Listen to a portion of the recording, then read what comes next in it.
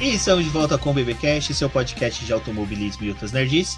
No episódio de hoje vamos falar sobre o GP de Silverstone, aquele que teve duas corridas, um quali que não é quali, tivemos um pole que não conquistou a pole pela volta mais rápida e também tivemos muita treta na pista. Bom, e para falar comigo aqui hoje sobre esse GP da Inglaterra, está comigo a Débora Santos Almeida. Bem-vinda, Débora.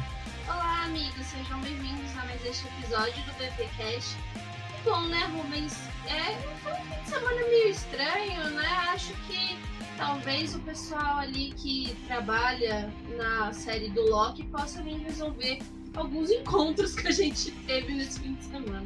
Exatamente, né? Quem sabe se Lewis Hamilton tivesse recolhido ou não tivesse tentado ultrapassar na Copse como Christian Horner queria, a TVA teria que retornar ali e resolver esse impasse aí, porque, como eu disse, muitos movimentos, muitas coisas que acontecem na Fórmula 1 são pontos fixos na história, então não tem como adulterar, não tem como ser mudado. Então é por isso que eu peço aí que o Morbius com certeza se manifeste quando alguém tentar falar e se algum piloto fizesse isso diferente, ele tira essa pessoa da face da Terra. Bom, Débora, antes de prosseguirmos aqui com o nosso BBcast, vale a pena a gente agradecer aí a todos os apoiadores, todos os inscritos do Boletim do Paddock, que estão sempre comparecendo nas lives, baixando o BBcast, ouvindo, compartilhando.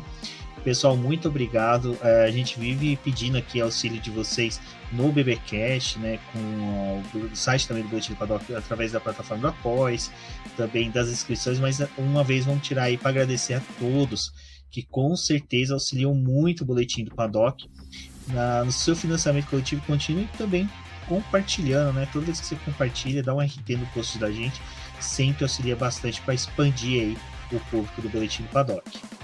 Muito obrigada a todo mundo que acompanha o BP. Se você quer ajudar no crescimento e desenvolvimento do nosso trabalho, acesse, né, a plataforma de membros lá no YouTube ou também com o Apoia-se, né, que é uma forma de ajudar o BP no seu crescimento para a gente poder manter o site, manter também o nosso canal no YouTube. Então, se vocês puderem, confiram aí os links, porque é muito importante, qualquer valor acaba ajudando muito no crescimento do BP e também, né, para quem tem a Amazon Prime e desejar, pode apoiar a gente lá pela roxinha ou pela Twitch, né, como vocês conhecem. É só perguntar para mim e para o Rumis também outras formas de ajudar o BP, porque é muito importante para a gente poder manter todos os nossos trabalhos aqui. Mas se você não pode ajudar a gente financeiramente, considere também dar um RT nos nossos posts, divulgar o nosso podcast para que outras pessoas também conheçam o nosso trabalho aqui, dependendo de onde você está escutando, se é pela plataforma do YouTube ou pelo seu agregador favorito. A gente está com uma campanha para poder conseguir 2.000 inscritos no YouTube. Então, se você é só o nosso ouvinte por algum agregador, também conheça o nosso trabalho lá. Exatamente. E vale lembrar também que terça-feira teremos, se você está ouvindo esse podcast aí na segunda-feira de manhã ou na terça-feira de manhã, durante a tarde, à noite, às 20h15, estaremos ao vivo no YouTube, também outras plataformas de streaming, para conversar com vocês sobre o GP de Silverstone. Então, muita coisa eu e a Débora limou da pauta de hoje, justamente para ter a participação de vocês nos comentários. Então, vá, compareça nas lives, comente, mande perguntas para a gente, vai ser bem interessante lá. A versão 2.0 do podcast acontece lá na live. Exatamente. Bom, Débora, esse foi um final de semana que eu acho que o Thiago Raposo, o Fábio Campos, lá do Café com Velocidade, deve ter amado, porque tivemos apenas 2 treinos livres. E entre os treinos livres tivemos um treino classificatório. Foi um final de semana bem diferente, aconteceu bastante coisa. Foi interessante ver esses treinos livres que aconteceram, tanto na sexta como no sábado. A gente teve aí essa divisão desse fim de semana, né, que é algo que acaba chamando a atenção, porque como era um primeiro contato, a gente queria ver como é que as equipes iam resolver, né, os seus trabalhos durante esse fim de semana. A gente teve 2 corridas na Áustria, né, depois do GP da França, então foi começo não, né?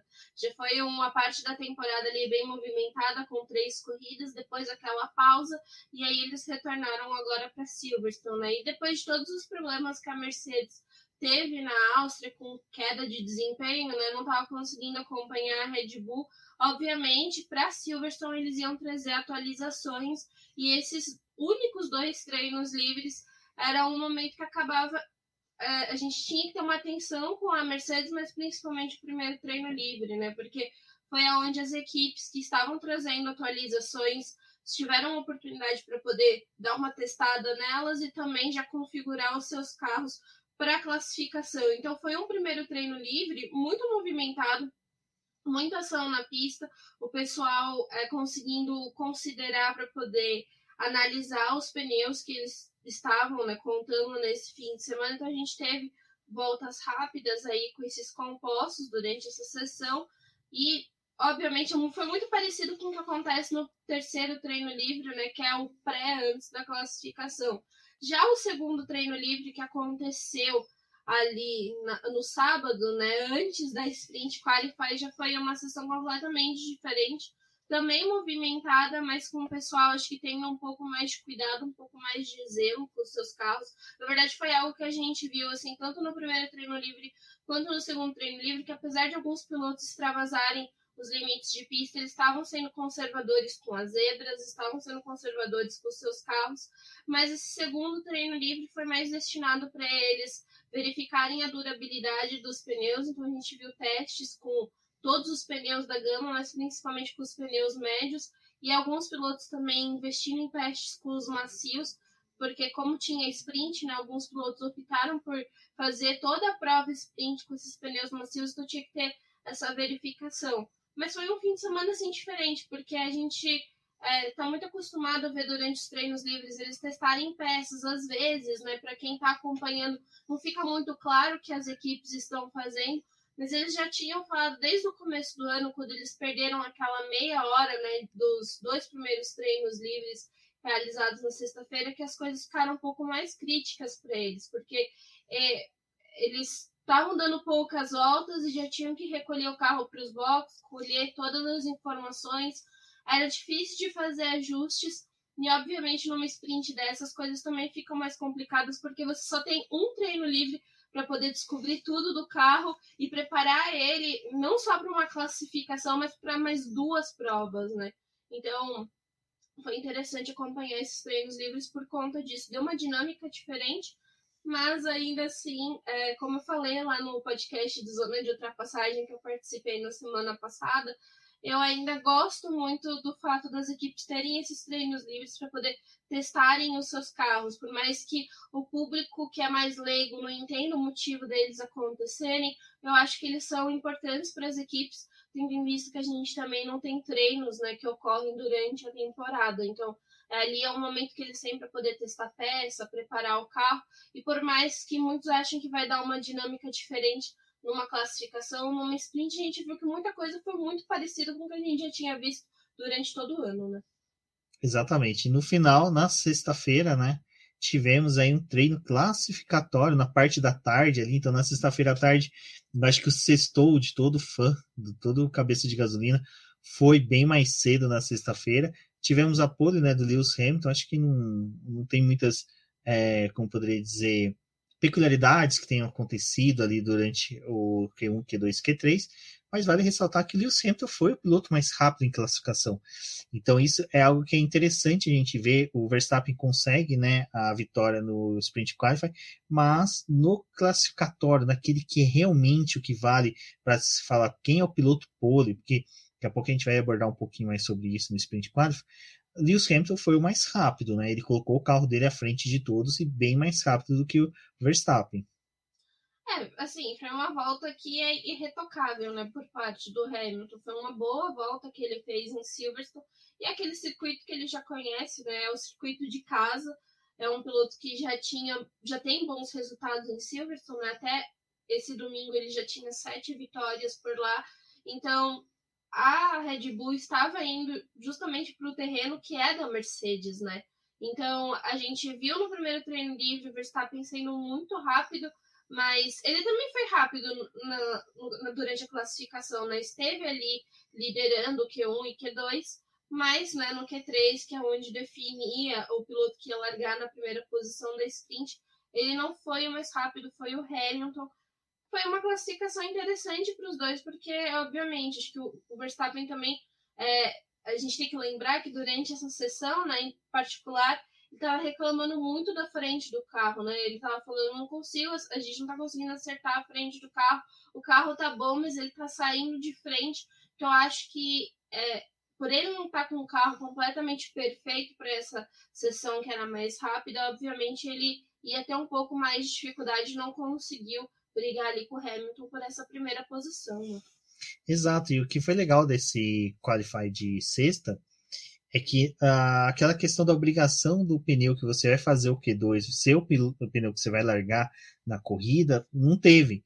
Então a gente realmente teve os pilotos mais rápidos chegando ao top 10. E eu acho que não a primeira vez, mas só que dessa vez a gente viu o que o Russell realmente pode entregar.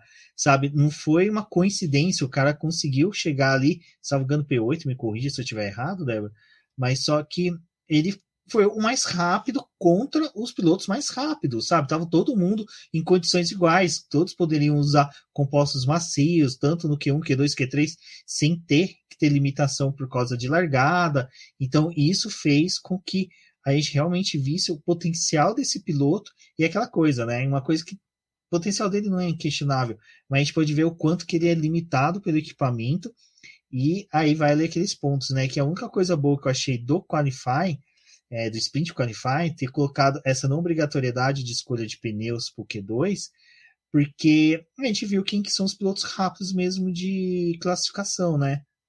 Não, eu acho que não só isso, né? Porque apesar deles terem feito essa classificação só com os pneus macios, é interessante porque durante o ano a gente tem algumas classificações que alguns pilotos têm mais dificuldade com o pneu macio e conseguem fazer a classificação com o médio, né? Então, apesar de a gente ter a diferença ali de segundos entre uma goma e outra, alguns carros tendem a se comportar melhor com um pneu que tem mais durabilidade, né? Então, era pneu macio botando todo mundo na mesma condição, todo mundo tinha que se preparar para as próximas fases, porque eram também limitados a 5 jogos de pneus macios para toda a classificação, né? Então você tinha que escolher qual momento fazer a sua volta, escolher quantas voltas você ia dar com cada pneu, porque se você vai avançando, você ia ter que ter composto para poder disputar a pole, né? Ou melhor, disputar uma melhor posição ali entre os 10.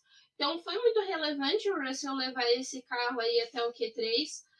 Foram 2 sessões ali que a gente teve na Áustria, né? Na primeira, em decorrência da punição, ele conseguiu largar entre os 10, depois na segunda corrida ele estava entre os 10, mas agora, acho que, como você falou, né? Tava todo mundo na mesma condição, só tendo que conservar pneu, e ele conseguiu levar o carro ali da Williams, então foi algo muito relevante, principalmente numa classificação em que a gente teve nenhum dos 2 carros da Alpine conseguindo avançar, nenhum dos 2 carros da AlphaTauri disputando os 10 primeiros, então foi muito legal, né? Porque são carros que a gente vê que são superiores ao da Williams e que não avançaram na classificação, e o Russell conseguiu. Então, eu acho que assim, o destaque que a gente tem dessa classificação de sexta-feira certamente foi o desempenho do Russell, mas a gente também não pode esquecer, acho que, do Charles Leclerc, né? Conseguiu colocar a Ferrari num 4º lugar. Que é o dele, né? O 4º lugar. 4º lugar é o do Charles Leclerc, que é até estranho quando ele não tá por lá, né? Mas uma diferença grande pro Carlos Sainz, né? Que largou em 9º. E assim, é interessante ter essa diferença desses 2 pilotos, até porque o Sainz ele tá se mostrando muito adaptado, né? Com o carro da Ferrari, né? E a gente teve a surpresa que acho que em Silverstone, um circuito tão técnico, tão difícil, né? Que os pilotos acabam, apesar de já conhecerem muito, ainda assim falam, né, da dificuldade que é guiar por lá. A gente viu o Ricardo, né? O Ricardo surgiu nessa classificação.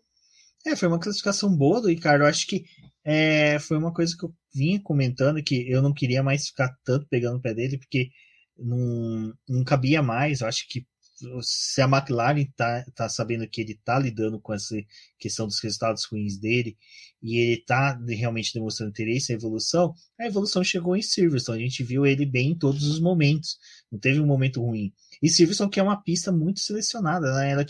Ela separa mesmo ou sabe, os pilotos que são rápidos do que não são. A gente viu vários fatores aí de pilotos que estavam bem durante a temporada e tiveram uma certa queda durante de desempenho nesse final de semana. E o Ricardo não, o Ricardo conseguiu um bom desempenho no qualify, no sprint qualifying também foi a mesma coisa, depois na corrida teve um melhor desempenho. Então, acho que vale essa ressalva sim do Ricardo no treino classificatório de sexta, porque ele está entregando, parece que ele se acertou ali com a McLaren, acho que o fato de ele estar mais perto da fábrica da McLaren consegue um feedback mais rápido, acho que não tem um delay da linha, né, talvez, não fica craquetando a informação, mas foi interessante para os McLaristas, com certeza foi um dos melhores resultados que a gente poderia esperar para este final de semana. Eu só não vou ficar iludida com o Ricardo porque tem a próxima corrida, né? Sempre assim, o Ricardo a gente não consegue ficar iludido com ele por muito tempo nesse ano, né, em si. Então, não vou salvar o Ricardo ainda, mas obviamente acredito que vai ser esse ano de altos e baixos do Ricardo mesmo. Então a gente vai sempre ter a próxima corrida para poder ver o que vai acontecer com ele, mas obviamente um bom resultado em Silverstone, né, durante todo o fim de semana, não foi em só uma sessão específica. Acho que dá um gás para ele, porque a próxima corrida é na Hungria, também é uma corrida difícil, depois a gente tem aquela pausa ali das férias de verão deles, né, 3 semanas sem evento da Fórmula 1, mas que ainda assim é importante porque a gente vai estar já arrumando aí para o final do campeonato, né? Exato. Bom, e agora, né, vale falar do Sprint Qualifying, né, que, como eu falei, Lewis Hamilton conseguiu a pole, ele comemorou como se fosse a pole realmente, né, a pole que seria para o domingo e tal. Você ganhou pneus, nem a pole. Exato, né, já começa com isso, né, o cara já tem essa questão de... Cara, esse negócio do pneuzinho é uma coisa muito estranha, né? Porque é tipo como se fosse a entrega do troféu, fosse a medalha, né? A coroa de louros do piloto, né? De que ele demonstrando que ele ganhou, que ele conquistou, né? A pole, e o cara ganha na sexta, né? No treino classificatório para sprint qualifying, e no sprint qualifying você ganha uma coroa de louros. Então você vai entender a cabeça da Liberty, né? Eu acho que essa reunião que eles decidiram essas coisas do sprint qualifying teve muita maconha envolvida. Mas, enfim, vamos lá.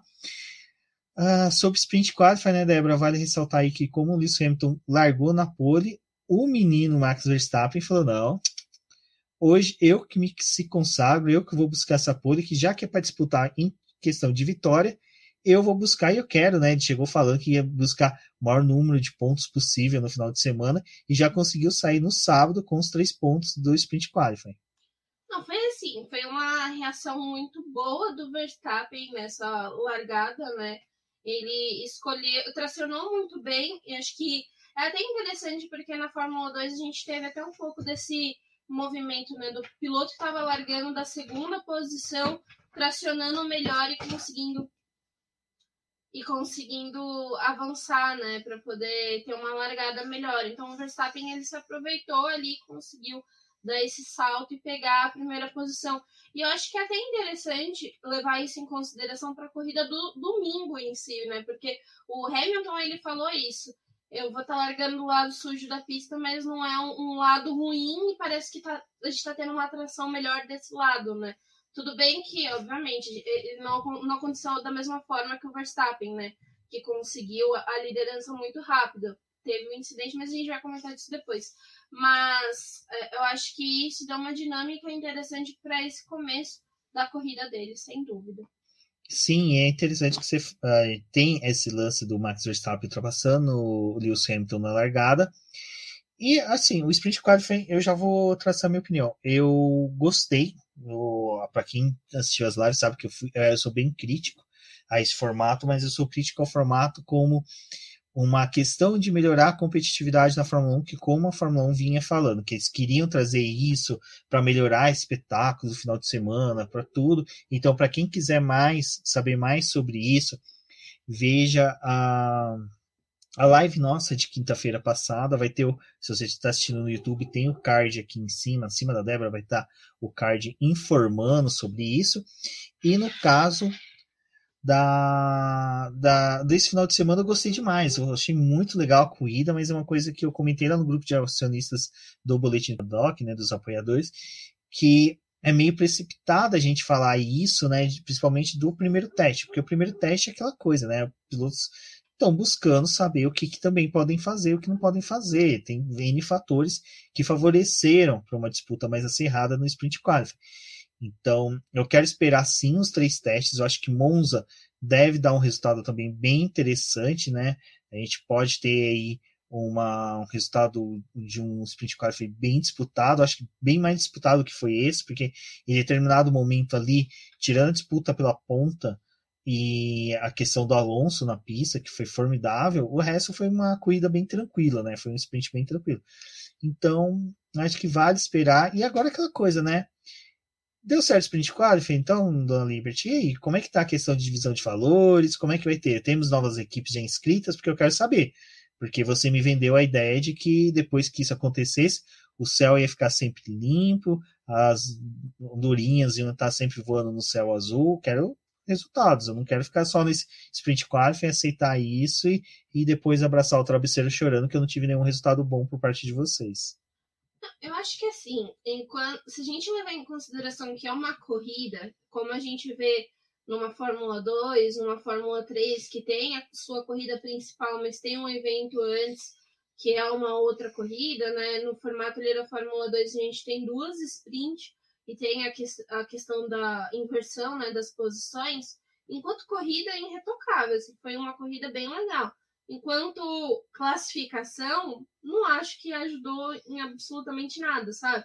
Porque, para mim, assim, se era uma visão de tentar ajudar, da competitividade, a gente também deveria ter tido uma disputa melhor, talvez, no domingo, sabe? E isso não deu porque a gente sabe das dificuldades que as equipes em si têm, né? Tanto que nesse fim de semana, por ter adicionado esses 100 quilômetros a mais, teve equipe que precisou pedir para a FIA para poder fazer manutenção dos seus carros de questão de segurança, porque os carros não estão preparados para poder fazer mais um evento de 100 quilômetros, né? E é um evento em que o carro está ali em atividade plena, né? Uma sprint é isso. Você vê o talento dos pilotos e o carro em atividade plena, né? Sem ter um pit stop, sem ter nada. Eles têm que dar o máximo deles ali. Então, eu acho que, enquanto evento, foi interessante, sim. A gente teve uma corrida boa em Silverstone. Acho que quando estava ficando divertido as 17 voltas, acabou. Mas é aquela coisa, né? Se fosse uma corrida normal, ali depois da 17ª volta, a gente ia ter a parada dos boxes, né? Então, ia ser algo que a gente já tá meio acostumado. Mas foi interessante. Mas, assim, tipo, para uma Alfa Romeo, por exemplo, sabe? Essas equipes que estão ali mais no fim, não serviu de porcaria nenhuma, né? Tanto que no domingo a Alfa Romeo chegou a tentar beliscar uns pontos ali e no final das contas não resolveu de nada para eles, né? Acho que a gente viu uma boa corrida ali do Alonso no sábado, que, nossa, deu trabalho pro pessoal ali, né, do grid, assim, é fantástico, né? A gente fala da questão desses pilotos estarem roubando vagas de pilotos mais novos, mas, nossa, foi incrível ver o que o Alonso fez. E o mesmo, assim, para mim, como pessoa que adora a Alfa Romeo, ter visto o que o Raikkonen fez, sabe? Dar aquele gás ali no Pérez, não deixar o Pérez passar, fazer o carro da Alfa Romeo ficar extremamente largo. Então, assim, no domingo isso também foi incrível. Mas sei, sabe? Não me pegou, assim, não é um negócio que. Nossa, estou extremamente ansiosa para que tenha a próxima. Não, ainda não é desse jeito. Eu quero ver como é que vai ser a próxima. Foi o que eu falei também lá no Zona de Ultrapassagem. Acho que ano que vem, talvez com a aproximação dos carros, com o que acredito que pode acontecer no próximo campeonato, o formato sprint pode funcionar se a gente tiver um equilíbrio proposto pelos carros, sabe? Que isso traga um equilíbrio para a categoria. Nesse ano, não, sabe? E a gente correu o risco. Foi uma das coisas que eu e o Rubens a gente estava até discutindo no sábado, né? A gente correu o risco de, tipo, bom, a gente teve uma sprint e ele acabar com o campeonato, um campeonato que está sendo tão movimentado, sabe? Por conta de um negócio que aconteceu no sábado, enfim. Até o reflexo dessa sprint, a gente vai comentar mais um pouco na corrida, mas a questão de pontuação, o que ela trouxe aí de divisor, mas eu acredito piamente aí que realmente só ano que vem que a gente veria a sprint tendo resultado, dando resultado nas corridas. Eu acho que os 3 testes este ano podem ser utilizados para as equipes entenderem como ela deve... o mecanismo e como devem ser utilizados os carros, questão de quais peças que desgastam mais, N fatores técnicos, para ano que vem se pregar. Aí eu acho que o ano que vem deve se valer aí até umas 3 já são, né? Eu acho que umas 6, 7 etapas. Porque eu penso assim, autódromos que nem Silverstone, Monza, até que são interessantes para esse tipo de traçado, sabe? Eu queria ver muito isso, por exemplo, no Bahrein, que é uma pista muito interessante. E tem o risco de, às vezes, ter 2 etapas lá, a Áustria, né? Que a Áustria também poderia ter sido um campo ótimo para testar, eu acho. Né? Sim, aí eu até usaria, talvez, Estados Unidos, seria uma pista bem interessante para isso. Acho que dá para se pensar em outros locais para você ter esse uso da ferramenta do Sprint Qualify para buscar mais entretenimento e não uma equiparação entre as equipes, porque isso se provou que vai ser difícil. Enquanto que as equipes não têm um salto de qualidade de desenvolvimento, não tem. Tudo bem, o Russell, né, coitado, ele largaria entre os 10 primeiros. Né, o cara conseguiu o sprint qualify inteirinho se segurar entre os 10 primeiros. Mas veio a punição. Eu acho que só antes de falar do Russell, uma coisa que me passa assim pela cabeça que parece que os 3 eventos que a gente teve seguido da Fórmula 1, França e 2 corridas na Áustria, não foi tão desgastante quanto o evento da sprint em si, sabe? Porque no domingo você via que as pessoas estavam cansadas. A gente teve um número maior de erros no pit stop, que para mim não é uma coisa normal. E aí a gente também teve a troca dos pneus, né, nesse fim de semana. Eles estavam com pneus traseiros mais reforçados, um pouco mais pesados do que o que a gente estava vendo até então, né? Então, os próprios pilotos, assim, a gente teve a pausa ali que aconteceu logo depois da largada por conta da bandeira vermelha, mas os pilotos saíram do carro e eles pareciam realmente estar mais desgastados com toda essa combinação de fim de semana. Tudo bem, eu concordo também com o que o Del Valle lá do podcast F1 Brasil fala, né? Esses caras são tão bem pagos, eles têm mais a que se fuder mesmo. Mas, mesmo assim, eu acho que, nossa, pareceu meio desgastante, sabe? Toda a construção do evento em si. Pro Russell, ai, gente, eu me arrependo muito do que eu postei no Twitter, sabe? Mas, ai, desculpa. Desculpa, Russell, eu juro que eu fiquei chateada, cara. Meu coração ficou ali com o da Ana, sabe? Com o da Ana Molinari do Área de Escape, porque, putz, cara, o menino faz a classificação, classifica em P8. Aí, show, né? Vai correr num sábado que não vale porcaria nenhuma. Aonde ele termina? Em P9. Em P9 que não vale de merda nenhuma pra ele também, né? Porque, né, no ponto justo justo na minha vez, não tem ponto, né? E aí ainda o Russell é aquele pica-pau, né? Fui tapeado, porque vocês me convidaram. Não, e o pior assim, termina em 9º e ainda é penalizado por um incidente que aí é mais uma daquelas discussões de punições que eu não vou me estender muito, que a gente já levou essa discussão também para as lives do Boletim Paddock, mas eu vou conversar um pouco mais com a galera amanhã na live, né, na terça-feira, no dia 20 de julho, até aniversário da minha mãe, bem bacana, vou chamar ela para participar da live. Que é complicado, porque assim, esse primeiro incidente de primeira volta, eu já tenho um volume de reticência sobre, tipo, cara, se é para punir, tem que ser uma coisa muito ridícula, muito estúpida praticada pelo piloto. Saudoso Grosjean e Kevin Magnussen que fazer aquelas cagadas na época da Haas. Mas do Russell ali foi patético, cara, sabe? Foi disputa de posição, eram 3 pilotos, era um bolo de pilotos disputando posições centímetro por centímetro, não tinha o porquê punir, era ridículo, sabe, era uma coisa assim, mas é aquela coisa que eu comentei só para fechar sobre isso, sobre a punição do Russell, e depois eu vou repetir a mesma coisa quando for falar do Max e do Hamilton.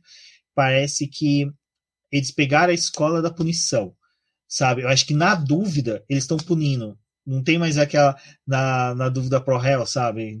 Em cada dúvida, vamos favorecer a pessoa, né? Não estamos em dúvida, não. Eles estão aqui, já que estamos na dúvida, vamos punir. Pune o cara, sabe? Então, eu acho que tá ridículo. E foi ridículo dele. Porque, cara, ele ia largar em P9 no domingo, cara. Puta, ia ser lindo. A pessoa não teve coração quem puniu ele, entendeu? Não, assim, coração peludo, velho. O Masi. Aí depois vem o Max Wilson na transmissão. Mas o Masi não decide. Mano, ele pode não decidir, mas ele tá ali orientando, ele tá ali do lado, e fala assim, cara, vamos ter bom senso. É ele que recebe o e-mail. Não, e outra coisa, cara. Porra, já tem todas as vezes que o Pirro tá lá sendo comissário, tá auxiliando eles, dá essas merdas de discussões, cara, já não chama.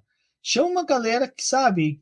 Pô, chama uma pessoa que você não sabe o nome. Não, chama o Villeneuve, cara. Que é melhor. Porque daí, pelo menos, o Villeneuve vai lá, tuita, fala merda e a gente pode aplaudir. É verdade. Mas agora o Pirro, cara. Sabe?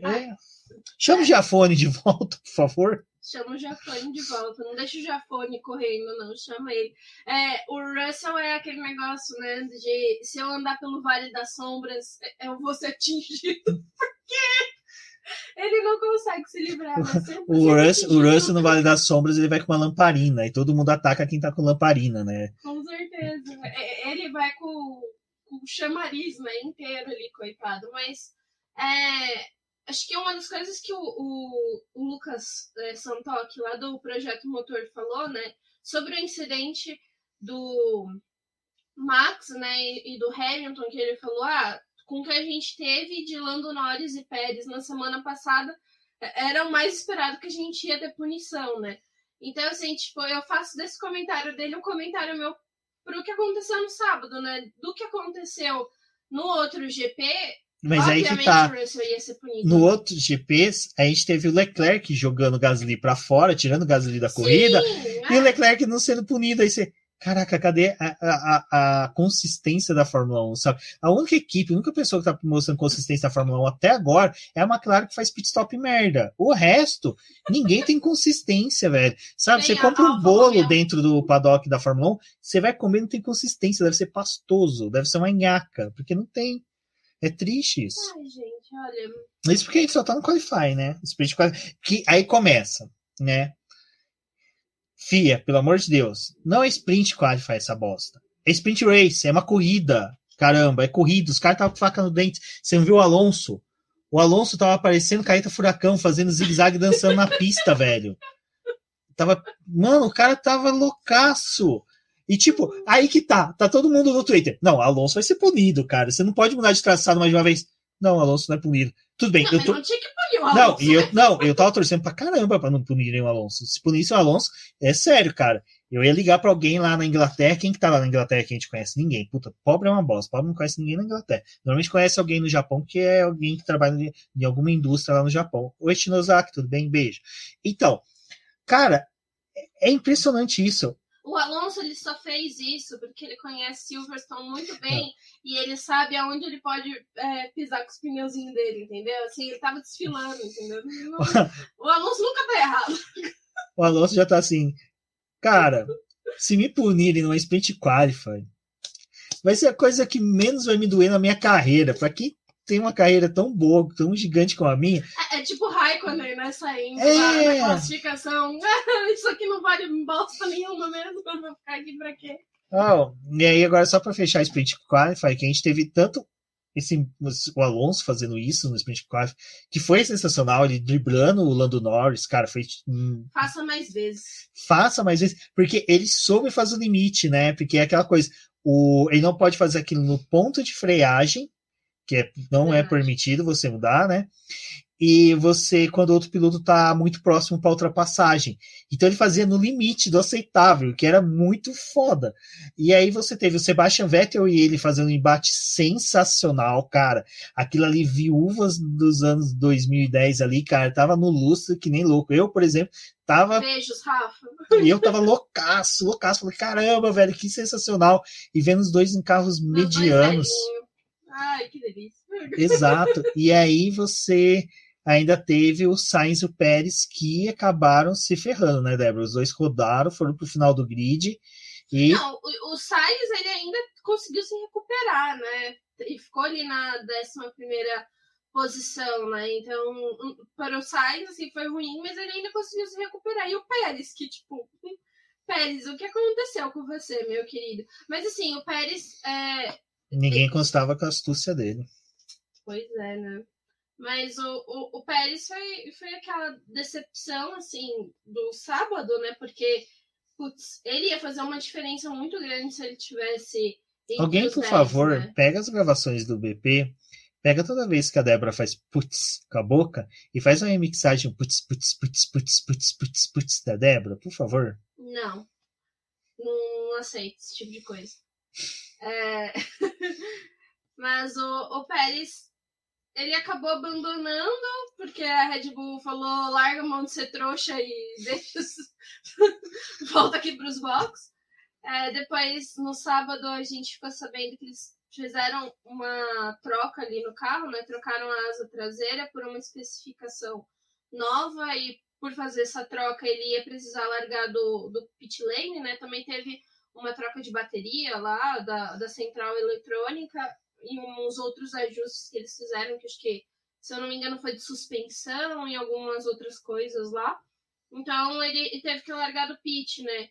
E assim, coitado, porque o Pérez, ele é um cara que nos outros GPs, pelo menos, ele tava tendo uma recuperação muito boa, né? Mesmo quando não tinha uma classificação muito boa, ou aconteceu alguma coisa, a gente já teve várias provas de que ele é um bom piloto para poder escalar a grid, mas não funcionou em Silverstone, né? Não conseguiu nem na Sprint Qualify, nem no domingo, né? Isso acabou tirando muito do desempenho do Pérez. Palmas para Kimi Raikkonen, que conseguiu segurar muito ele no domingo. O Pérez, gente, eu posso só pular pro domingo rapidinho? Pode. Você me permite? Porque o Pérez... Bom, tá, deixa eu terminar de rir, agora eu falo. O Pérez foi incrível, né? Porque você olhou ali no grid, né? Tá todo mundo lá, vai largar de pneu médio. O Pérez de pneu duro vai vir igual ao Aston Martin, né? Estratégia diferente, vai fatiar o grid, vai ficar um tempão na pista. Meu, ele não contava que ele ia encontrar com os senhores do grid, que ele não ia passar. Os senhores do grid.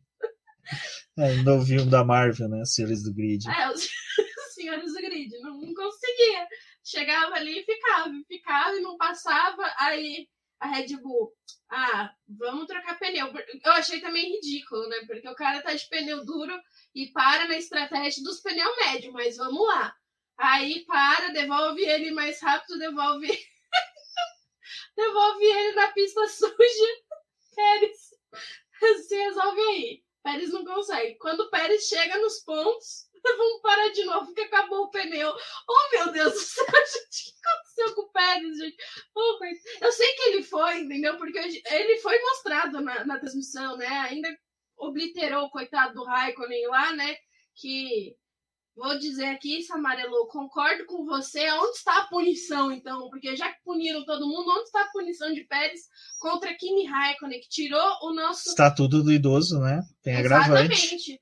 Gente, eu acho que o Raikkonen tinha que me contratar para poder ser a defensora dele, entendeu? Porque eu tô defendendo esse cara desde os primeiros pontinhos lá que ele perdeu o Alpine, entendeu? Então, assim, chama eu tenho tudo escrito, eu posso ajudar na sua defesa, mas o Pérez vai lá, tira ele. Então, assim, eu sei que o Pérez estava nessa corrida, por quê? Porque ele causou, entendeu? Porque ele não rendeu, porque ele tava lá no fundo. O Pérez foi mais mostrado que o Daniel Ricciardo conseguiu pontuar e fez uma corrida boa, gente. Olha só, que mundo é esse? Exato, então já vamos entrar aí na corrida, né? Já entrando na corrida do jeito que o Hamilton entrou, né? Com faca nos dentes. Ele viu que o Verstappen conseguiu uma boa largada ali do lado sujo. O Hamilton não foi dormir, ele ficou estudando a largada do Verstappen para fazer igual. Aí haja cafeína na veia, né? Foi para cima do Verstappen. Cara, agora vamos lá. A questão do incidente do Hamilton. Eu não quero perder muito tempo aqui, não que vai ser perder de tempo, mas eu não quero me estender muito, porque vai dar a opinião minha, da Débora, e eu quero saber dos nossos ouvintes. A gente já discutiu bastante ali, o pessoal falou bastante no grupo de acionistas. Acho que todos têm suas razões para apoiar um, apoiar outro, de falar se merecia não o sim, né, a punição. Eu só acho que a punição no final não adiantou de porcaria nenhuma, sabe? Eu acho que o firewall do Lewis Hamilton contra punições é muito forte, o cara é um monstro, sabe? O cara consegue... Esse cara já tá em 2050. Exato, o cara já tá muito à frente do seu tempo, então... Mas assim, eu vou falar, eu tuitei, não tem como eu falar ao contrário do que foi. Realmente, acidente de corrida, gente. Isso daí é nítido. É que, infelizmente, no incidente de corrida, sempre um vai se dar pior do que o outro. Não tem como você falar assim, a gente vai ter um incidente de corrida e o X vai ter mais vantagem que o outro. Se você quiser um incidente de corrida que isso não aconteça, cara, é difícil. Um piloto para bater de propósito sobre o outro, ele tem que bater sabendo que os dois vão sair. Porque bater de propósito, torcendo para que seu carro saia sem nenhum dano, é muito difícil. Só se você tiver com um trator contra um Fusca. Aí você consegue bater um trator num Fusca e o trator seguir o caminho dele normal. O Fusca vai ficar todo destruído. E o Lewis Hamilton, até onde eu saiba, ele não pilota trator. Então ele não saberia que a batida dele não ia criar consequências para ele. Ele teve até a asa danificada. Ele teve a vantagem, né, a sorte ali da parada, né, da bandeira vermelha, que a equipe conseguiu verificar e falou, não precisa trocar a asa dele. Mas segundos antes de ter a bandeira vermelha, a equipe já estava com a asa pronta para fazer a substituição. Então o Lewis Hamilton, ele corria o risco, se não houvesse a bandeira vermelha, hipoteticamente, o Verstappen tivesse saído correndo ali do carro, tivessem tirado o carro dele e a corrida seguida, o Hamilton ia ter esse prejuízo. Então, assim, você bater de propósito num carro não é das coisas mais inteligentes. Schumacher já provou isso, Ayrton Senna já provou isso, então acho que o Lewis Hamilton é um cara que tem a cabeça no lugar, sabe que isso daí não é a melhor coisa a se fazer. O Verstappen também, só finalizando, o Verstappen também ele não teve culpa de jogar o carro para cima, que nem eu vi o pessoal falando. O Verstappen também sabe que ele corre o risco, e sabe que você tentar ultrapassar alguém por fora e você tentar fechar o carro, as chances de você sair no prejuízo é muito maior. Né, vídeo que aconteceu com o Albon todas as vezes que tentou ultrapassar o Lewis Hamilton por fora. Umas das vezes o Albon teve culpa e outras o Lewis Hamilton teve culpa. Mas só que nessa de hoje, cara, incidente de corrida total. E aí fica o que eu falei nas últimas lives. O meu problema com a questão da punição é você tá criando cercado em volta dos pilotos. Os pilotos não vão querer pular esse cercado para buscar posições, eles vão querer ficar ali quietinhos, eles não vão querer extravasar, serem audaciosos, irem além do que é necessário, eles vão ficar naquele cuida de João e Maria, só acabou, sabe, de vovozinhas. Eu acho que tentar levantar a teoria da conspiração de que o Hamilton fez isso para poder jogar o Verstappen para fora é a mesma coisa. É do mesmo grupo de pessoas que falou que o Leclerc bateu em Mônaco para poder manter a pole, sabe? Tipo, gente, não faz sentido nenhum, sabe? Eles sabem os riscos que eles estão correndo, então é uma batida prejudicial para qualquer um. O próprio Hamilton poderia ter quebrado uma suspensão ali, porque é uma batida seca, né? Tipo, que você dá no pneu do cara, né? Então, esses toques roda com roda aí pode acontecer muito mais coisa, né? Pode desalinhar um carro, algo que, tipo, você ficar com o carro puxando para um lado, né? Não é bom também você fazer 52 voltas com o carro desalinhado. Enfim, eu acho que isso a gente tem que parar de ficar alimentando esse tipo de coisa, sabe? Porque não é bem por aí.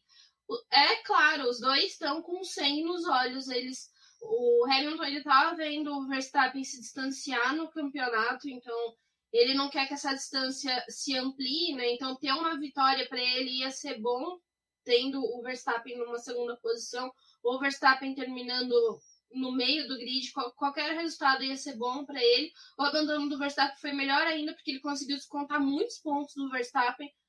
Depois que a gente viu a tabela, eu falei, nossa, nem acredito que isso aconteceu, né? Nem acredito que o Verstappen começou o sábado com pontos e sem pontuar, e a Red Bull em si também sem ponto nenhum, né? Nesse fim de semana, tanto com o Hamilton quanto com o Bottas tendo um bom fim de semana, né? Tendo um bom resultado. Então, da questão do incidente em si, na hora que eu vi, eu fiquei um pouco nervosa com o Hamilton, porque aquela coisa, né? Você olha um frame do acidente e você bota um culpado, então, Obviamente, dependendo do ângulo que você vê ali, é mais culpa do Hamilton, é mais culpa do Verstappen, mas infelizmente coincidente de corrida, acabou acontecendo no começo. Teria sido incrível se eles tivessem sustentado isso por mais uma volta, ou que nenhum dos dois tivesse saído de pista. A gente ia estar tendo uma visão completamente diferente, falando do quanto que esses dois pilotos cresceram e do quanto que eles estão indo muito bem no campeonato, e por mais que eles estivessem afoitos, sabe, foi uma disputa legal, mas é ruim, sempre que acaba em batida é ruim, sabe, não é nem em questão de torcida, sabe, de dar preferência para um e para outro, é ruim mesmo, porque a gente perdeu de ver uma continuidade de uma disputa deles, ou de uma leitura de estratégia, de outras coisas que poderiam acontecer mais à frente da corrida, né. Obviamente, para o campeonato é muito bom o Verstappen ter abandonado, porque isso acaba dando um gás para o Hamilton em se aproximar, né? Porque era o que muita gente sendo crítica, né? Acabou a dominância da Mercedes, mas agora é a Red Bull que tá levando tudo, tipo, então o que adiantou? Então agora eles voltam mais próximo nesse campeonato. A Hungria, assim, é terreno também para o Hamilton, né? Ele tem vitórias por lá, ele é um ótimo piloto nessa pista. Então, assim, acho que a Hungria ele vai ir num nível muito mais alucinado, sabe? Para poder tentar sair dali com uma vitória e talvez até retomar uma possível liderança do campeonato e fechar a prova antes das férias em liderança, né? Obviamente, quem terminar a Hungria liderando, tipo, vai ter um gás para quando as coisas voltarem, sabe? E aí são 3 semanas para você pensar o que está acontecendo. Mas pro lado do Verstappen, acho que assim, ele cresceu muito como piloto, sabe? Foi uma das coisas que eu e o Rui estava conversando. Como piloto, eu acho o Verstappen sensacional, sabe? As coisas que ele fala é completamente diferente. A gente tem que começar a entender isso, sabe? A mesma coisa do Lucas de Graça. Nossa, eu bato palma para ver o Lucas de Graça dirigindo. Eu acho ele sensacional na Fórmula E. Acho incrível as corridas que eu já tive a oportunidade de ver o Lucas fazendo. Como pessoa, não acho a pessoa mais legal, mas eu tô tentando avaliar pelo piloto em si, então a gente também tem que pensar nisso, sabe? O Verstappen como piloto, ele cresceu muito. Ele, esse ano com o Hamilton, assim, tipo, obviamente, ele melhorou demais em pilotagem, mas o Hamilton ainda é um piloto muito completo. E ele chegou, assim, no campo do Hamilton, sabe? E ia dar porcaria mesmo, sabe? Tinha chance de dar merda, porque o Hamilton, diante da torcida que ele tinha ali no autódromo, movido por todo mundo que tava ali, você acha mesmo que ele ia tirar o carro para poder deixar o Verstappen passar? Tipo, não ia, sabe? É o mesmo gás que o Verstappen tava sentindo na Áustria, tipo, por mais que o público ali fosse mais limitado, sabe? A maior torcida que tá ali no autódromo é dele. Ele tava correndo no terreno da Red Bull, tipo, ele tinha o gás de estar na sua casa, praticamente. E o Hamilton tinha o gás de estar correndo na casa dele, queria fazer o melhor. O Russell, que não é um piloto que estava disputando por vitória, estava super feliz da torcida estar comemorando pelo que ele estava fazendo em pista. Imagina o Hamilton, sabe? Que as bandeiras ali estavam hasteadas para ele, sabe? Então, aconteceu, foi uma fatalidade, sabe? É ruim por um lado, mas o campeonato, para muitos que estavam já sentindo que a distância tinha se estabelecido, melhorou, né? É isso que é ruim, né? Você ter a saída do Verstappen numa prova no início, né? Teria sido sensacional a gente ver ele sempre disputando posição, estratégia, teria sido show. O Valese, que não tá aqui nesse episódio, mas ele tinha falado, né? Se tivessem sustentado essa disputa um pouco mais, ia ser a Batalha de Dijon, né? Tipo, exato. Ia rivalizar com a Batalha Nossa, de Dijon. com certeza, com certeza. E a Batalha de Dijon vale sempre ressaltar, né? Foi um GP morno que teve só o ápice na batalha. E foi a mesma coisa esse GP. A gente teve um GP não morno dali pra frente, porque a gente teve muita disputa, mas só que a batalha entre o Verstappen e o Lewis Hamilton, cara, entrou pra mim por aqueles momentos memoráveis do automobilismo. Silverstone, né? As 3 últimas corridas aqui foram sensacionais. Então, ano passado, marcado pelo sequência de stories, ganhando com 3 rodas, né? Tipo, aquilo foi incrível também. Exato, né? Então aí fica difícil a gente poder condenar o Lewis Hamilton, porque é que eu falei, o cara vai tentar de tudo. E vai lembrar que até a Débora falou de Hungaroring, que é a próxima corrida. Se eu não me engano, me corrijam se eu estiver errado, mas só que o recorde de um piloto com o maior número de vitórias numa mesma pista era do Lewis Hamilton. Não, acho que era do Lewis Hamilton em Hungaroring, que ele tinha 8 vitórias. Tem 8 vitórias, agora tem 8 em Silverstone, né? Ele pode chegar à 9ª vitória em Hungaroring. Mas acho que na Hungria é sequência de vitórias. Em sequência. Sequência de vitórias em sequência. Ah, tá. Perfeito. Então eu posso estar totalmente errado. Alguém, se eu souber, Casola, Finlândia, que sempre são pessoas de estatísticas de números aí, me corrijam se estiver errado. Mas assim, eles estão indo para uma pista que é território do Lewis Hamilton, né? Então, assim, por mais que o carro da Mercedes não esteja tão bom, pode acontecer. Bom, acho que sobre a batida é isso. A gente vai comentar um pouquinho mais das consequências ao final, quando eu falar ali da disputa com o Leclerc. Mas antes, vale lembrar, né? Como a gente falou, Sebastian Vettel teve um bom sábado, onde ele foi competitivo, foi rápido, né?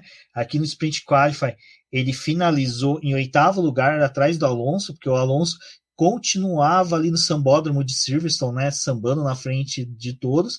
Vettel não conseguiu ultrapassar, mas no domingo, hoje, né? Quando estamos gravando, Sebastian Vettel rodou, coitado, rodou sozinho. Acho que é aquela coisa que, mesma coisa que aconteceu com o Pérez, uma coisa que eu comentei com a Débora, as curvas de Silverstone, para quem joga videogame, às vezes sabe que você tem, às vezes, que o carro traciona mais do que você quer. Então, o carro entrega mais tração, dependendo da curva. Então, infelizmente, foi o que aconteceu ali com o Vettel rodou e acabou a corrida dele, né? O carro dele teve um dano nessa rodada, porque passou para grama, então deve ter tido alguma quebra ali, que foi primordial até para o abandono dele da corrida. Foi uma pena, né, Débora? Porque a gente poderia ter a chance ali de novamente o Sebastian Vettel no top 10 da corrida. Então, na verdade, a rodada que o Vettel deu foi um problema de refrigeração do carro. Então, tipo, um problema técnico do carro que acabou levando ele para um erro, né? E aí, a mesma coisa, assim, que aconteceu com o Pérez, né? Não consegue se recuperar. Tá tão disputado o grid e aquela porcaria daquele DRS não ajuda de nada, né, ultimamente, para poder fazer. Não, em Silverstone é uma droga. Então, já é complicado para passar, né? E aí, DRS também não surte muito efeito, então, um carro da Aston Martin que também eles costumam tentar operar ele em estratégias diferentes para poder ajudar os pilotos, e foi uma pena, assim. O Vettel teve um ótimo sábado, né? Se a gente for parar para poder pensar em tudo que está acontecendo com a Aston Martin, foi ótimo. E até para mim foi uma surpresa ver a Aston Martin bem, assim, porque a gente teve a troca dos pneus, né? Quando teve esse reforço dos compostos lá no começo do ano, a Aston Martin foi uma das que mais sofreu. A Mercedes também foi uma das que mais sofreu, né? Pela condição do carro. E eu acreditei que em Silverstone eles também iam ter mais dificuldade. O Vettel conseguiu provar o contrário, mas não conseguiu pontuar e ainda acabou abandonando, né? Porque ele estava andando ali no fim do grid, não ia ter chance de se recuperar e acabou saindo. A Aston Martin decidiu por um abandono, né? Da conservação de peça, e enfim. Acho que só um detalhe do fim de semana do Vettel, e aí não foi nenhuma coisa que aconteceu com ele em pista, mas foi ele ter ido lá, né? Ajudar a recolher o lixo do autódromo. Tipo, é um piloto que, cara, ele tá em outra vibe, sabe? Ele tá em outro momento e consegue fazer umas coisas dessas, né? Tipo, ainda, nossa, tive uma droga de fim de semana. Poderia estar indo pro hotel ou voltando para minha casa. Não, eu vou ajudar aqui o pessoal a limpar o autódromo. Ele até encontrou com uma fã lá, eles tiraram foto. A menina também, pelo que eu entendi, ela tava ajudando a recolher o lixo ali do setor. Então, imagens que a gente vê do Vettel e que a gente fica feliz, assim, tipo, pelo menos eu que sou da geração do Vettel, né, comecei a assistir Fórmula 1 com ele, né, voltei a assistir por conta dele, imagens que, apesar da corrida não ter sido boa, fica como uma lembrança daquele fim de semana, né? Eu só acho que no GP do Brasil de 2022, Sebastian Vettel tem que ajudar a gente a jogar fora no lixo a torre. Eu venho aqui já proclamar que o Sebastian Vettel vai ser um dos cavaleiros da Torre Redonda, ele vai ter que ajudar a gente a jogar aquela torre de quase 8.875 metros, que dá um total de 1.000 copos, um total aí bom, né? Mas eu acho que esse lance do Vettel é sensacional, né? A gente já teve ali na Áustria ele ajudando o pessoal a construir, né, casas para as abelhinhas. Aqui no Brasil, quem sabe ele possa ajudar aí. A gente quem sabe, né, fazer alguma coisa aí diferente com o público. Ai, Vettel, vem pra cá, ajuda a gente a vacinar. Eu tenho certeza que você vai ajudar a vacinar a gente bem mais rápido. Pode vir, meu querido, estamos precisando. Né, seria sensacional, né? Você chega, você pode ser vacinado pelo Sebastian Vettel. Nossa, eu ia adorar. Vou reservar meu braço do outro lado. Ainda bem que é o Vettel não é o Tsunoda, né? Porque você teria que ajoelhar para ele te vacinar e ele, se você demorasse muito para arregaçar a manga, ele. Vai se fuder, mano. Dá logo. Caramba, levanta essa manga. Pessoal lerda. Pessoal lerda. Por isso que não vacina. Bom, e a gente teve, né, cara. Thalita, Maia, Will Mesquita, vocês que são do Maranhão, acrescentem mais um nome aí para vocês poderem fazer potinhos de areia. Charles Leclerc da Silva Constantino Buarque. Porque, olha, Charles Leclerc tava zicado. Charles, eu sei o que é você correr com kart em gasopano. É ruim. É péssimo. Mas, pô, eu tava com kart em gasopano em Interlagos, que até já substituiu os karts, sabe? Era kart da época que o José Carlos Passe corria. Então. Lá no cartódromo do Jafone também, né? No cartódromo do Jafone não tem isso, não. Não tem isso, não. Não. Lá no cartódromo da Granja Viana tem um esquema de que se você pisa no freio. Não, da Granja Viana tem. Foi o que eu. Foi da Granja Viana tem esquema que se você pisa no freio ao mesmo tempo que você está acelerando, o freio corta o acelerador. E era isso que o Charles Leclerc estava fazendo. Ele não percebeu, ele estava com um kart do Giafone. Mas só que assim, Débora. Era vermelho. Os dois são vermelhos. O Leclerc, ele foi, sim, cara, espetacular, sabe? Primeiro que eu acho que nunca uma pessoa comeu tão gostoso o pacote de pipocas no começo de uma sessão de filmes, como Charles Leclerc viu da disputa do Lewis Hamilton com o Max Verstappen, que, diga-se de passagem, o próprio Charles Leclerc, na coletiva pós-corrida, falou, né, Salem, que foi acidente de corrida, que nem o Salem que caiu no nosso vídeo aqui que a Débora explicou dos pneus. Se você não souber, tem um card aqui falando sobre este momento icônico do boletim do paddock.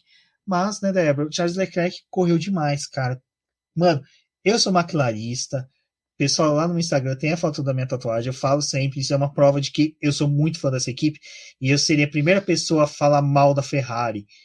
Mas, cara, eu tava torcendo pro Charles Leclerc vencer, cara. Ele merecia. E, sabe, era a redenção que esse cara precisava no ano. Principalmente pelo que ele entregou em Baku, que ele entregou em Mônaco, não conseguiu ter os frutos. E agora em Silverstone, ele correu com uma maestria sensacional. Mesmo tendo os problemas ali no motor do carro, ele conseguiu entregar, né? Ele chegou na frente do Bottas, velho. Tudo bem, é o Bottas, mas é o Bottas. O Bottas estava com a Mercedes. Não, assim, vou até ressaltar um comentário do meu pai, né? Coitado desse menino. O menino merecia tanta vitória só pelo tempo que ele ficou lá na frente. Eu falei, pai, ele merecia mesmo, coitado. Olha, eu defendendo o Leclerc. Beijo, Hugo. Mas, assim, isso de ter acontecido com o Leclerc é muito... Porque você vê ele começando na quarta posição, que é posição oficial do Leclerc, né? Mas eu pensei a mesma coisa do Russell, né? Quanto tempo vai durar ficar ali na quarta posição, né? Porque a gente tem a McLaren, né? Ele não vai conseguir ficar ali muito tempo. Ele teve uma ótima reação para poder passar o Bottas. Depois ele viu o couro comendo lá na frente, resolveu jogar o carro pro lado e falar, opa, vou me livrar aqui, porque eu não quero ser a pessoa que vai tomar o encontrão do Hamilton, né? Então eu vou tentar ficar aqui na frente. Tipo, sabe o Leclerc foi a tartaruga no poste, né? Tipo, como é que chegou aqui em cima? Porque ele chegou, né? E aí teve aquela relargada depois da bandeira vermelha, eu falei, tipo, nossa, ele vai ser engolido pelo Hamilton, sabe? Tipo, ele vai botar o carro pro lado, deixar o Hamilton passar e tentar brigar ali com o Bottas, né? Que é um pouco mais fraco que ele. Mas... É contra quantos? É contra o Bottas, essa daqui eu consigo. Mas, nossa, ele conseguiu sustentar muito tempo, né? Ali na frente, o carro engasopando lá, tendo vários problemas. Nossa, teve um negócio que eu fiquei... Porque a equipe não pode passar instrução pro piloto, né? E a Ferrari super falando, aperta tal botão, e é isso, e é aquilo, e vamos resolver aqui, e tá lá passando, sei lá, pelo Wi-Fi, tentando arrumar o software do carro pra ele parar de engasopar. Ou seja, falando pro Leclerc, né? Para de pisar com os dois pés, eu sei que o Hamilton tá vindo atrás, entendeu, meu querido? Mas não precisa ficar tão aflito. É brincadeira, gente, isso não acontece com o carro de Fórmula 1. Mas, nossa, eu não sei como é que aquele menino conseguiu aguentar até a volta 50 na frente e segurou bem, né? Fez o possível para poder ficar ali.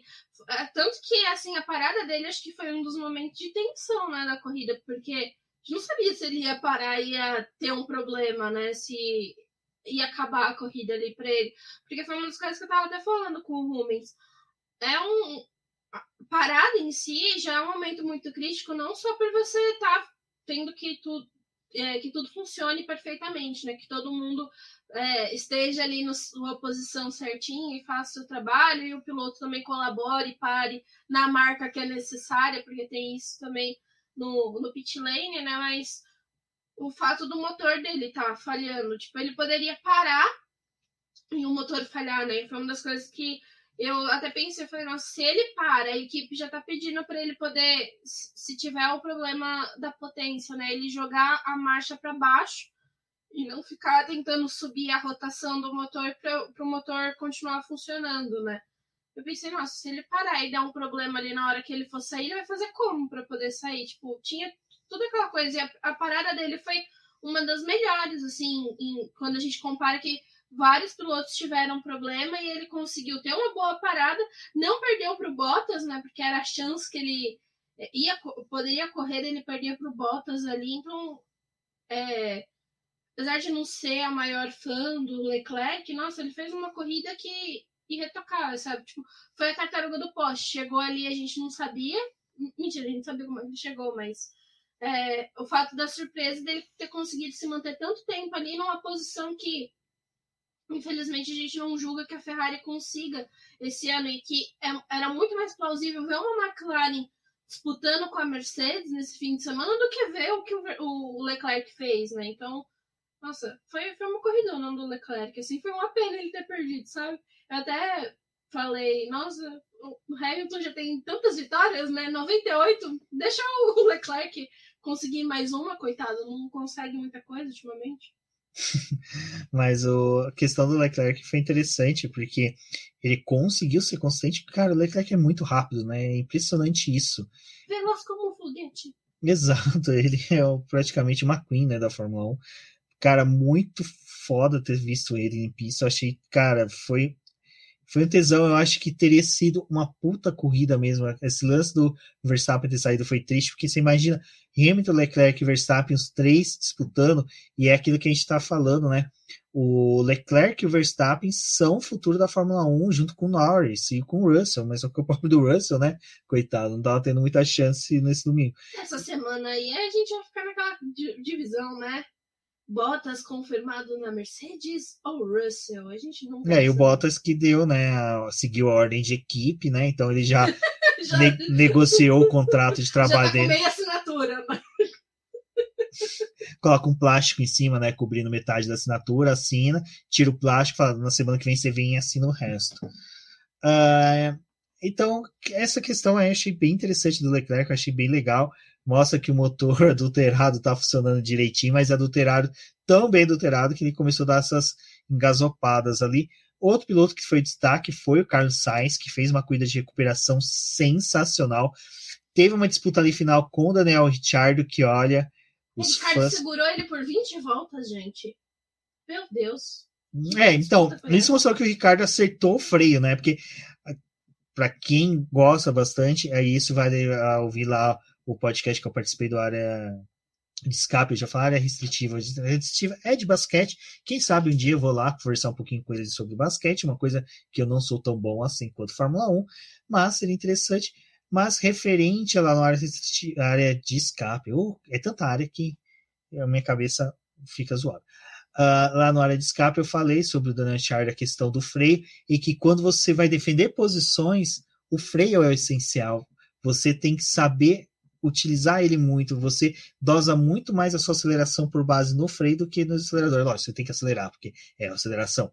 Mas só que a tomada de freada, da entrada e saída de curva, é essencial, e Daniel Ricciardo soube mostrar isso muito bem, mostrou que ele já está conseguindo se acertar com o carro da McLaren. E lembrando que a gente está na metade do campeonato, né? Então, assim, se nós estamos na metade do campeonato e nesse momento, né, o Daniel Ricciardo conseguir se acertar com o carro e começar a repetir bons resultados, eu não duvidaria que ele sairia ali da 8ª posição, que ele tem só 50 pontos, né? E está a mais de 30 do Leclerc, mais de 15, né, do Carlos Sainz. Ele consiga aí bons resultados para chegar a brigar com esses dois pilotos da Ferrari, quem sabe até ultrapassar eles no campeonato de pilotos, auxiliando a McLaren nos construtores. Então a corrida do Daniel Ricciardo foi boa, mas o Carlos Sainz teve uma corrida de recuperação. Isso foi acho que o único resultado positivo que a gente teve do Sprint Qualify, que jogou o Carlos Sainz lá para o final do grid, e ele fez uma corrida de recuperação assim irretocável. Mostrou mais uma vez. No final, né? Ele largou da 10ª posição, porque teve a punição do Russell, ele ia largar em 11º, largou de 10º, né? Ele teve uma largada que ele terminou a primeira volta em 8º e depois ele continuou escalando, né, para poder ter essa disputa com o Daniel Ricciardo. Então, assim, nem foi um ponto tão positivo da sprint, porque ele já então esquece que eu falei, tô exaltando o Carlos Sainz de bobeira. Não merecia ser mostrado. Vamos para a McLaren, que interessa mais. Mas tá explicado por que não mostraram o Carlos Sainz, né, nesse fim de semana, descobrimos agora. Aqui você tem essa informação. Mas o Sainz, assim, foi brilhante porque ele conseguiu se recuperar na sprint, então ele voltou ali numa posição que ele poderia ter uma corrida melhor e, nossa, deu uma canseira também no Daniel Ricciardo por um tempo ali, né, até desistir, não conseguir realizar a ultrapassagem. Então, o Ricciardo também, nossa, teve um ponto muito positivo de ter segurado o Sainz em boa parte ali da corrida. E, nossa, de novo, né, assim, o DRS não ajudou em nada para o Sainz. Não conseguiu ultrapassar e aquela questão de tenta pegar vácuo, não funciona, fica um tempo ali atrás, pneu desgasta, sabe? Teve que se contentar com a posição que podia, né, mas de qualquer forma foi uma boa corrida do Sainz também. E foi interessante que do resultado do Leclerc e do Sainz, eles fizeram 26 pontos, enquanto que a dupla da McLaren fez apenas 22 pontos. Então a Ferrari conseguiu mais pontos do que a McLaren este final de semana, né? Então, para a Ferrari foi um resultado excelente, para a McLaren também. Norris e Ricciardo na 4ª e 5ª posição. É a posição realmente habitual da Ferrari, não tem da McLaren, desculpa. É lógico, ali faltou só, no caso do lugar do Leclerc, seria o Verstappen, né? Então, foi um bom resultado para todos, eu acho que todos correram muito bem. E o lance do Norris, cara, que coitado, ele era o piloto para brilhar nesse final de semana, era para estar ali no pódio. Eu concordo com o Will Mesquita, que ele aponta que dificilmente o Norris conseguiria segurar o Bottas durante uma briga de posição se o pit stop dele fosse correto, mas é aquela coisa, né? É o Bottas, né? O Bottas, se você, sei lá, jogar um marshmallow pro lado, ele se distrai e acaba sendo ultrapassado, ou você entra no rádio, consegue hackear, fazer uma voz mais ou menos do James e pede para ele ceder a posição pro Norris também, alguma coisa você consegue fazer com o Bottas. Mas eu acho que, assim, o pit stop não prejudicou tanto o Norris. Eu acho só que a McLaren realmente tem que acertar isso, porque a Ferrari tá chegando, sabe? Cara, é num soluço dessa que nem ela deu com o Leclerc que ela vai conseguir mais pontos que a gente. Então, é um ponto de interrogação em que fica para a McLaren quando que ela vai resolver essa questão de pit stop. Mas vale também uma coisa que até no final do vídeo, que se você estiver assistindo esse podcast pelo YouTube, Vão aparecer 2 vídeos para vocês. Um é a entrevista da Débora com a Bruna Tomazelli, a última entrevista que ela fez. Então, se você está ouvindo pelo seu agregador favorito, no post do site do Boletim do Paddock vai ter o vídeo com essa entrevista. E o outro é da Débora explicando os novos pneus, né, da Pirelli para as rodas traseiras, que elas são bem mais reforçados, que aumentou o peso, e eu acredito que um pouco a falha seja sobre isso. Porque no começo da temporada os pneus já tinham um reforço de mais borracha, eles ficaram um pouco mais pesados, a gente viu alguns erros de pit stop, e um pouco se deu por causa disso, porque o mecânico ali perde, né, o ritmo de erguer o carro, perde o timing disso, de erguer o pneu, na verdade. Então a gente pode ter tido essa falha aí, porque a gente viu a mesma falha em pneus traseiros em equipes diferentes. Então existe essa possibilidade. Fora o desgaste da sprint também, né? O pessoal já estava cansado. Apesar dali não ter uma parada, né? Foi um fim de semana bem puxado, acho que para todo mundo também. Sim, porque até mesmo se a gente colocar, até o treino classificatório na sexta fica mais puxado, porque você tem mais entrada de carros no pit stop, troca de pneus do que realmente teve. Então é um final de semana, como eu falei, vai servir para as equipes estudarem também isso. Então, da McLaren do Ricardo é isso. Acho que o que vale falar aí é da questão que eu tinha pontuado do Leclerc e do Hamilton no final, foi que a disputa dos dois foi sensacional. Tudo bem que o Hamilton chegou, não fez muito esforço para ultrapassar o Leclerc também não fez muito esforço de defender. Isso vale para mostrar uma maturidade do piloto, que sabe que quando você não tem o que fazer numa ultrapassagem, deixa passar, você corre mais risco de rodar e perder 18 pontos, que era o que o Leclerc ia levar, um pódio a mais, né? A carreira, cara, é um pódio de Silverstone, cara, não é qualquer pista, é o tempo sagrado da Fórmula 1, é onde que tudo começou, foi ali que foi plantada a sementinha e virou esse arbusto, essa planta carnívora que devora pilotos e acaba com famílias. Então, você tem que... O Leclerc fez uma puta corrida, e teve a punição do Hamilton, né, porque no final das contas isso foi servir para nada, né? Foi tipo uma punição só para inglês ver, literalmente. Foi uma punição pesada por um lado, porque 10 segundos foi muito, né? E aí vale de comparação o incidente com o Pérez e o Raikkonen, que não teve nada, tipo, fingimos que não vimos. O Lando Norris com o Pérez semana passada, que foi só de 5 segundos. 5 segundos, né? Como você está falando. Então. O Pérez teve que ter 2 incidentes na Áustria, né? Com o Leclerc para ter 10 segundos, e o Hamilton tomou uma de 10 segundos num incidente só que nem teve culpa, né? Marco Masi fazendo história, devia vir pro STF aqui no Brasil. 2 pesos e nenhuma medida igual. não consegue ajudar.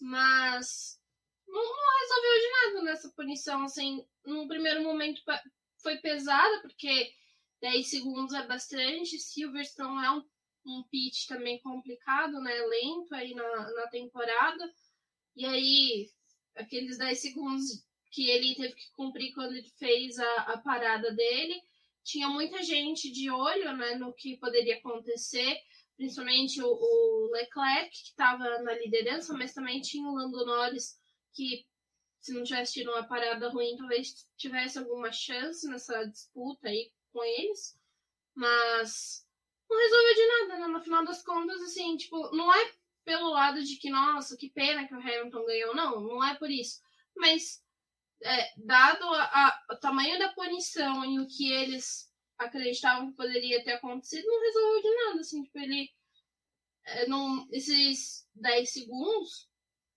não tirou a possibilidade dele de chegar no Leclerc nas últimas voltas da corrida e ter passado, né, e ter realizado a ultrapassagem. Então, foi uma punição que a gente deu aqui, porque está seguindo nessa linha de punições em incidentes desse tipo, em incidentes em que o pessoal está disputando, mas não resolveu de absolutamente nada, né? Então, foi como se não tivesse dado. Se não tivesse dado, talvez o Hamilton tivesse vencido com mais segundos de diferença pro Leclerc, e aí, tipo, ia ser uma corrida assim, tipo, Áustria, sabe? O Hamilton venceu a tantos segundos na frente do segundo colocado, assim como o Verstappen fez lá na Áustria com ele, né? E aí que mostra aquela coisa que o Totó falou, né? Quando a gente chegar em Silverstone, a gente vai ganhar dos concorrentes com mais de 30 segundos de vantagem. Bom, Eu acho que se tivesse, hipoteticamente, não tido a bandeira vermelha e não tivesse tido o incidente, vamos supor, o Verstappen tivesse saído, voltado lá para trás, galgando posições, sem disputar diretamente com o Hamilton, e não tivesse tido a punição, o Hamilton com certeza tinha metido 30 segundos para o segundo colocado, sabe? Ele tinha que só trabalhar o tempo dele para o Norris, sabe? E para o Norris ele terminou com 28 segundos. Então o Toto Wolff estava certo. Quem sabe, né? A Mercedes conseguiu, quando o Toto falou isso, era porque ele já tinha ciência que a Mercedes ia conseguir trazer novas configurações para o carro, que, como vale a gente sempre ressaltar, não cabe atualizações de assoalho, atualizações que possam modificar tanto o carro. É muito mais pequenos upgrades, que são diferentes de atualizações substanciais que precisam do tokens, né? Que são realmente que teria que mudar o carro da Mercedes. São pequenas atualizações que nem a própria Mercedes sabe se compensa trazer. Então, torcer, né, para que tenha competitividade, que os pilotos esfriem a cabeça aí para o GP da Hungria e que seja uma corrida gostosa de se assistir. A Hungria, que a gente já sabe que é uma pista dificílima de ter ultrapassagem, mas às vezes, né, a competitividade está aí. Quem sabe a gente consiga ver algo interessante no próximo GP. Bom, pessoal, agradeço a todos que assistiram o Boletim do Paddock. Bom, se você está ouvindo a gente aí por algum agregador e tem a possibilidade de avaliar a gente, avalie, deixe seu comentário e compartilhe nas redes sociais. Assim a gente pode saber quem são vocês e venha para a nossa live conversar com a gente, porque nessa terça-feira, como você viu, a gente tentou ser mais sucinto possível e de forma mais clara e direta dos assuntos abordados, porque muita coisa vai ser discutida na live. É interessante aí você comparecer para conversar com a gente. Bom, eu sou o BGP Neto, agradeço a todos que acompanharam, assistiram, ouviram o BBcast até aqui. Um forte abraço e até a próxima. Obrigada a todo mundo que escutou o nosso podcast até aqui. Acompanhe o Boletim do Paddock nas suas redes sociais, como o Boletim do Paddock e no Twitter como @diznoboletim_que. Eu sou a Débora Almeida, no Twitter como TheFlowers. Acompanhem a gente aí, os reviews sobre esse GP, os comentários. Apareçam lá na live e também deixem a sua curtida se você estiver escutando o nosso podcast pelo YouTube. Mas se você escutou no seu agregador e também tá aí, fácil, né? Entre no YouTube e deixe sua curtida, seu comentário por lá também, que vai ser um prazer ver os seus comentários e responder vocês. Até uma próxima e até a live.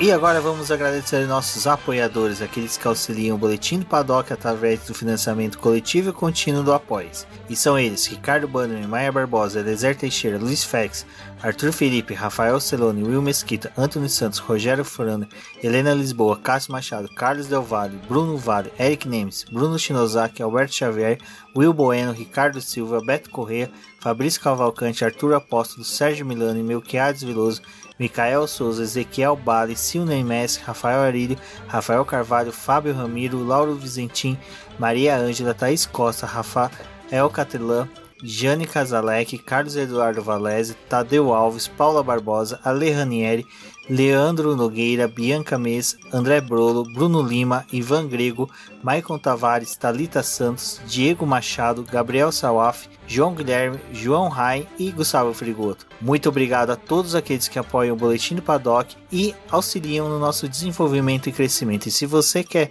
apoiar também o Boletim do Paddock, entre em contato com a gente através dos nossos perfis oficiais ou acesse o link apoia-se.com/Boletim do Paddock e lá você terá as opções de apoio ao Boletim do Paddock. Um forte abraço e obrigado. Isso é tudo bem, pessoal.